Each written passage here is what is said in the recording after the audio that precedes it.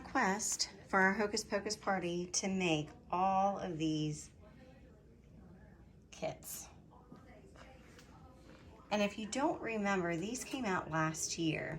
I even got the Hocus Pocus cereal to start my breakfast this morning because it is a Hocus Pocus day. So it's messy hair, I don't care day. I went to bed with my hair wet last night after washing it, and just Maggie sees that I'm filming, so she ran over. She's like, Mom, you went up? You want to be on here? Okay. She seriously gets just as excited to see you guys as I do. Maggie, you wanted to be up. You wanted to be up? What happened? Anyway, so we have our Hocus Pocus party today. It's Saturday, and I'm going to attempt to make all of these treats just for fun. We bought them last year and did not get to make them, so we're making them this year. So I'll let you know how those turn out. And then we've got a trip planned before we watch Hocus Pocus out to the Spirit of Halloween store, because that is literally right up the road from our house. So we're gonna make a trip up there, and then we're gonna come back and we're gonna have snacks and pizza, and we're going to watch the Hocus Pocus 2. I'm so excited. I'm like a little kid. So the brownies just came out of the oven, and when I was mixing them up, they looked definitely funny.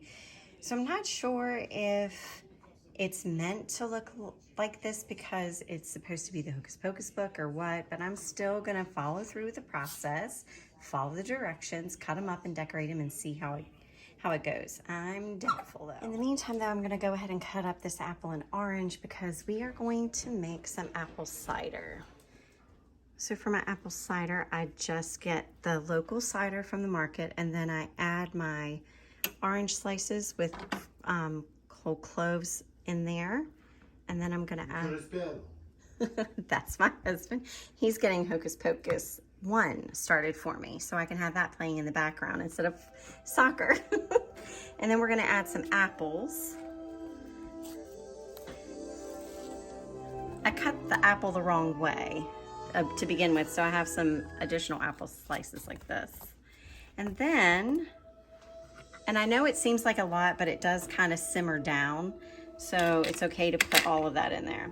And then some fresh cinnamon sticks, and then always add a hint of nutmeg, because that does, I know that seems like more than a hint, but that does help bring out the flavor of everything. And we're just gonna let this simmer on high for just a little bit, bring it up, the temperature up, and then immediately cut it on low so it can sit all afternoon.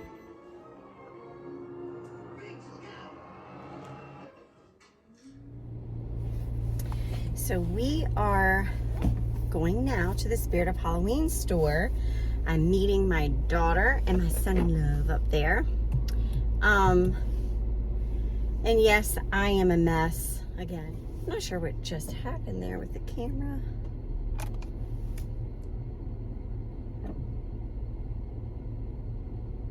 Maybe the rain. Anyway.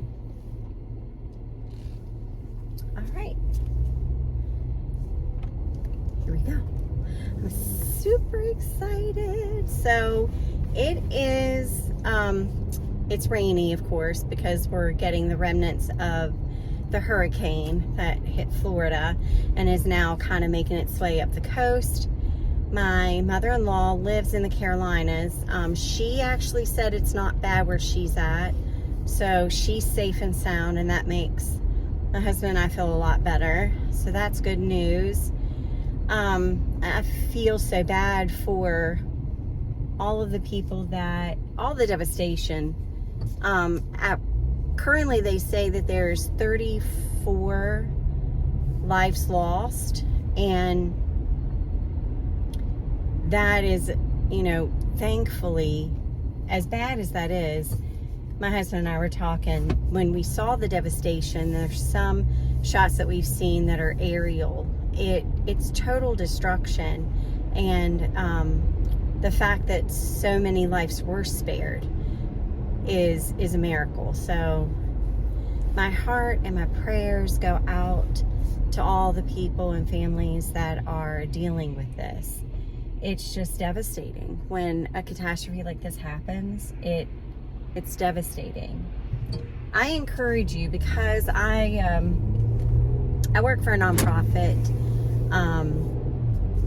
and the type of work that I do is in behavioral health, but we also are advocates and do a lot of work for people that are just, they have poor quality of life from disabilities that people don't necessarily think are disabilities.